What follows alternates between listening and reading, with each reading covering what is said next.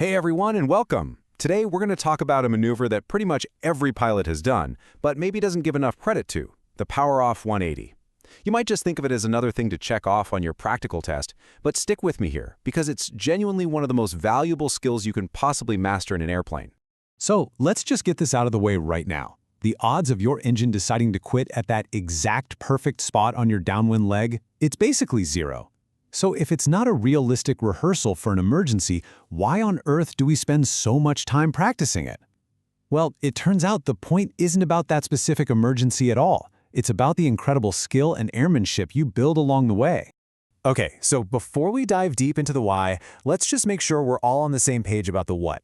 For anyone who's new to this or maybe a little rusty, let's quickly define what we're talking about. It's pretty much exactly what it sounds like. You're flying your downwind, you pick your landing spot on the runway, and when you're directly abeam it, you pull the throttle all the way to idle. And just like that, you're a glider. The whole game is to fly a 180-degree turn and land right on your spot, using nothing but gravity and your control of the airplane's energy.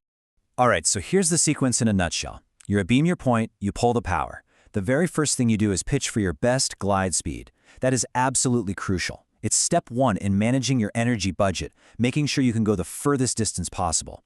Then you maneuver your way down. And check out that last step, touching down no more than 200 feet past your target. Landing in that tight a window with no engine, that takes some serious precision. So following those steps is one thing, but this is where the real training kicks in. Learning to manage all the variables, the wind, your altitude, without the safety net of an engine. This is where you really start to think three-dimensionally, to really feel what the airplane is doing. And this slide says it all. You know, on a normal approach, if you're a little low, no biggie, just add a touch of power. A little high, pull the power back, easy. But here, you don't have that luxury. Your only resources are altitude and airspeed. That's it. That's your energy, and if you mismanage it, you either end up in the weeds short of the runway or floating halfway down it. There are no do-overs. Now, this is a perfect example of that energy management. You have to start thinking about what the wind is doing to your ground speed. If you've got a tailwind on your downwind leg, you're zipping across the ground. You've got to start that turn to base much sooner, or you'll completely overshoot the runway centerline.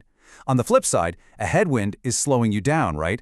So you need to extend that downwind leg a little bit, otherwise you'll turn too soon and come up way short.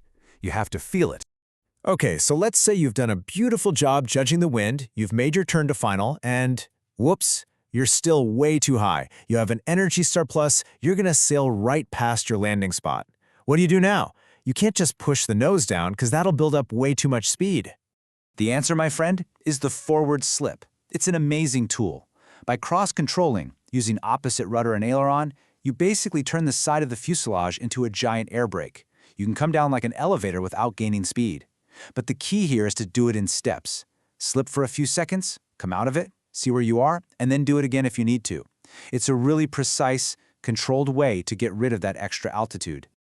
All right, so you've nailed the wind, you've used your slip to get on the right vertical path. Now we're in the home stretch. It's time to fine-tune the approach by mastering those last two variables, your aircraft's configuration and your airspeed. Flaps are a fantastic tool, but without power, they are a one-way street. You have to be super careful.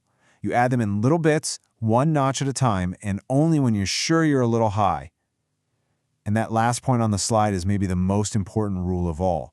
You do not, under any circumstances, add full flaps until you are absolutely 100% positive you have the runway made. And here's exactly why.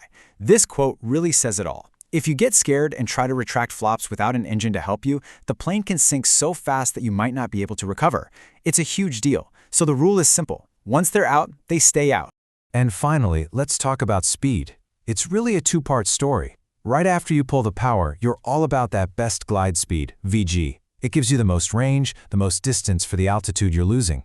But as you get down on short final, any extra speed is your enemy. It'll cause you to float and float and float right past that 200-foot landing window we talked about. Okay, so we've broken the whole thing down, but let's zoom back out and answer that big question from the beginning. Why does this all matter if you're never going to have that picture-perfect engine failure? This right here is the most important part of the whole discussion. It matters because of this. Every single airplane you ever fly is different. A sleek, modern composite plane might glide forever. An old, beat-up trainer, it might have the glide characteristics of a brick. The Power Off 180 is the single best way to get a deep, intuitive feel for exactly how your specific airplane handles with the engine just windmilling. So here's the real takeaway. The Power Off 180 isn't really about engine failures. It's a masterclass in energy management. It teaches you to judge the wind, to control your glide path with pinpoint accuracy, and to really truly understand your airplane. And these are skills that make every single landing you do, power on, power off, it doesn't matter, safer, more consistent, and more precise. It just builds incredible confidence. So I'll leave you with this final thought. The next time you're in the pattern getting ready to practice one of these, don't just see it as checking a box. See it as a question. Are you just practicing for a super rare emergency, or are you training to become a true master of your aircraft's energy? Because that shift in perspective, well, it changes everything.